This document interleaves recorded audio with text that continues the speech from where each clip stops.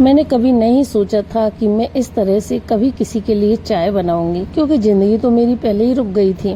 जब मैं 7th class में थी, सभी मुझे कहते थे कि फलाने की बेटी बड़ी सुंदर है, फलाने की लड़की बहुत सुंदर है, अपनी माँ को गई है।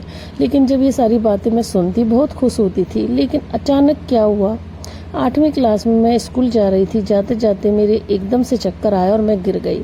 मेरे घर वालों ने आए, वहाँ पर किसी ने उनको खबर की। उस टाइम में फ़ोन वगैरह तो थे नहीं।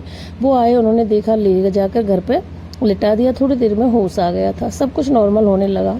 फिर ये मेरी पड़ोस की ताई हैं, उन्होंने कहा कि इस लड़की के चेहरे को कुछ तो हुआ है, या छोड़िए, दिखा के क्यों ना लावे।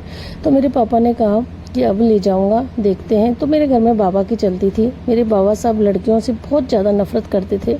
उस नफरत की वजह से मुझे ले जाने में थोड़ा समय लगा। मेरे पापा जी को हमेशा डांट फटकार सुननी पड़ती थी, क्योंकि उनके 4 बेटियां थीं। 4 बेटियों के बाद एक बेटा भी हुआ था, और मेरे चाचा जी के पास एक लड़की और 2 लड़के थे। तो मेरे बाबा का हमेशा रुझान उनकी तरफ रहता था। वो टीचर थे और मेरे पापा किसान थे। बहुत अंतर था उनके जीवन में। सब कुछ उन्होंने अपने घर के लिए लगा दिया था, लेकिन मेरे पापा की जो मेहनत थी वो किसी को दिखाई नहीं देती थी।